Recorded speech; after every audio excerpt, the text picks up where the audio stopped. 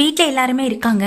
அப்போ மீனா கிட்ட வந்து பேசிக்கிட்டு இருக்காங்க முத்து பேசிக்கிட்டு இருக்கதை வீட்டில் இருக்க எல்லாருமே கேட்க தான் செய்கிறாங்க. இன்னைக்கு என் ஃப்ரெண்டு ஒருத்தனுக்கு குழந்தை பிறந்திருக்கு மீனா. அவனுங்க சொன்ன விஷயத்த எல்லாத்தையுமே சொல்லி சந்தோஷப்பட மீனாவுக்கு கொஞ்சம் கண்ணு கலங்குது. நமக்கும் கல்யாணம் ஆகி 2 வருஷம் ஆயிடுச்சுல அப்படின்னு முத்து சொன்னதுமே ஆமாங்க அப்படின்னு சொல்ல உன்னை அண்ணாமலை சொல்கிறாங்க. இதை கேட்டுட்டு இருக்க அண்ணாமலை, உங்களுக்கு என்ன வயசாயிடுச்சு, குழந்தை நல்லபடியாக பிறக்கும், அது பிறக்க வேண்டிய நேரத்தில் பிறக்கும் அப்படின்னு சொல்ல அதுக்கு அதை கேட்டுக்கிட்டு இருக்க விஜயா உடனே மீனாவை பார்த்து சொல்கிறாங்க, பிறக்கணும்னு நினச்சா அந்த குழந்தை எப்பயே பிறந்திருக்காதாங்க, கல்யாணம் ஆகி 2 வருஷம் ஆயிடுச்சு, இன்னும் ஒரு குழந்தைக்கு அம்மாவாகவே இவளால் முடியலை, ஆனால் பேச்சு மட்டும் அப்படின்னு சொல்லும்போது ஆண்டி அப்போ பார்த்தா எனக்கும் ரவிக்கும் தான் கல்யாணம் ஆகி 2 வருஷம் ஆகுது, மனோஜுக்கும் ரோஹிணிக்கும் கல்யாணம் ஆகி தான் 2 வருஷம் ஆகுது, அப்போ அவங்களுக்கும் எனக்கும் எந்த குடுப்பனை இல்லைன்னு சொல்ல வரீங்களான்னு எங்கள் ஸ்ருதி கேட்டதுமே சச்சா நான் அப்படி சொல்ல வரலம்மா, நீங்கள் 2 பேரும் இப்போதைக்கு குழந்தை வேணான்னு தள்ளி வச்சிருக்கீங்க, இவளை நான் கூட்டிகிட்டு வந்தேன்னா இவளால் இன்னமும் இந்த வீட்டில் எதுவுமே நடக்கலை, பணக்காரின்னு சொல்லி ஏமாத்தினா அடுத்து கரு கலைஞ்சிருச்சுன்னு சொன்னால் அதையும் நம்புறதான் வேண்டாமான் தான் எனக்கு தோணிட்டு இருக்குன்னு சொல்லிட்டு உடனே மீனாவையும் பார்க்குறாங்க.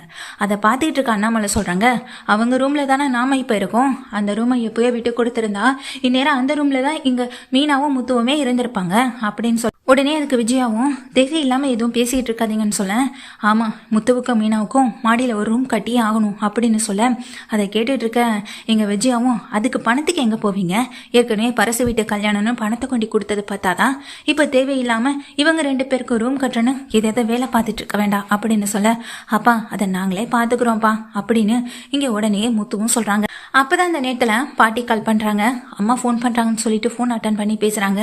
டேய் அண்ணாமலை, வீட்டில் ஏதாவது நல்ல விஷயமாடா அப்படின்னு சொல்ல, ஏமா கேட்குறீங்கன்னு அங்கே அண்ணாமலை கேட்க, இல்லைடா வீட்டில் இருந்துட்டு இருந்தேனா எல்லாம் நல்ல சகுனமாகவே இருந்துச்சு, அதான் வீட்டில் அங்கே ஏதாவது நல்ல விஷயமா இருக்குமோன்னு நினச்சி தான் ஃபோன் பண்ணேன்னு சொல்ல, இல்லைம்மா நல்ல விஷயம்னு கேட்டால் அது எப்போதும் போலதானமா இருக்கு, ஒன்றும் இல்லைம்மான்னு சொல்ல, இல்லை இங்கே பேரனுங்க எல்லாருக்கும் கல்யாணம் ஆயிடுச்சு, ஏதாவது நல்ல விஷயமா இருக்குமோன்னு நினச்சி தான் நானும் ஃபோன் பண்ண ஆசையில், அப்படி எதுவுமே இல்லையா அப்படின்னு கேட்க, இல்லைம்மா அதெல்லாம் எதுவுமே இல்லைன்னு எங்கள் அண்ணாமலை சொல்லிட்டு இருக்கும்போதே அந்த நேரத்தில் இங்கே மீனா வந்துட்டு வாந்தி எடுக்கிறாங்க.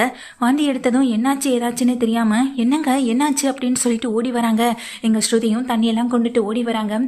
விஜயாவும் ரோஹிணியும் தான் வேடிக்கையே பார்த்துட்டு நிற்கிறாங்க. முத்து மீனாவுடைய தலைப்பிடிக்க என்னாச்சு மீனா வந்து உட்காருன்னு சொல்லி உட்கார வைக்க, என்னாச்சுடா அப்படின்னா அண்ணாமலைட்டு அங்கே ஃபோனில் கேட்குறாங்க பாட்டியும், என்னன்னு தெரியலம்மா மீனா வாந்தி எடுத்துட்டு இருக்கான்னு சொல்ல, மீனா கிட்ட ஃபோனை கொடு அப்படின்னு அங்கே பாட்டி சொல்ல மீனாவும் ஃபோனை வாங்குறாங்க. என்னாச்சு மீனா அப்படின்னு சொல்ல, என்னன்னு தெரியல பாட்டி, ஏதாவது சாப்பிட்றது ஏதாவது ஒத்துக்காமல் போயிருக்குன்னு சொல்ல, அதெல்லாம் ஒன்றும் இல்லை, நீ உடனே முத்துவை கூட்டிகிட்டு டாக்டரை போய் பார்த்துட்டு வா, காலையிலேருந்து வீட்டில் எனக்கும் இங்கே இருக்கப்பட முடியலை, ஏதோ நல்ல சகுனமாகவே தான் தோணிட்டு இருக்கு, எனக்கு என்னமோ நீ உண்டாயிருப்பேன்னு தான் தோணுது அப்படின்னு இங்கே சொல்லவும் செய்கிறாங்க பாட்டி சொன்னதை கேட்டதுக்கு பிறகுதான் மீனாவுக்கு அந்த யோசனை வருது. உடனே முத்துக்கிட்ட ஃபோனை கொடுன்னு சொல்லும் போது முத்துக்கிட்ட ஃபோனை கொடுக்குறாங்க.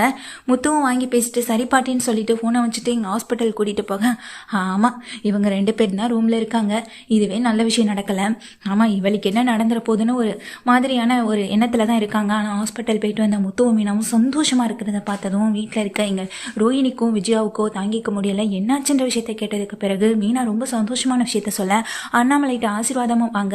இங்க வீட்டுல இருக்க அண்ணாமலை சந்தோஷமா இந்த விஷயத்த வீட்டுல பாட்டிக்கு வந்துட்டு போன் போட்டு சொல்றாங்க, நான் தான் சொன்னல நாளைக்கே உடனே ஊருக்கு கிளம்பி வரேன் அப்படின்னு சொல்லிட்டு போனை வச்சிடறாங்க. விஜயாவுக்கு ஒண்ணுமே புரியல, இந்த மீனா வேற கர்ப்பமாயிட்டாலே அப்போ இவங்களுக்கு தான் அந்த ஊர்ல இருக்க நிலமெல்லாம் கொடுப்பாங்களா அந்த அத்தை அப்படின்னு நினைச்சிட்டு வைத்தறிச்சல் இருக்காங்க. இங்க மனோஜ் ரோஹிணியை பார்த்து முறைக்கிறாங்க, ஏன்னா இன்னமும் இங்க நமக்கு குழந்தை பிறக்கலையே அப்படின்ற ஒரு கோபமும் இங்க ரோஹிணிக்கும் ஒரு பக்கம் இருக்கு, மனோஜுக்கும் இருக்கு.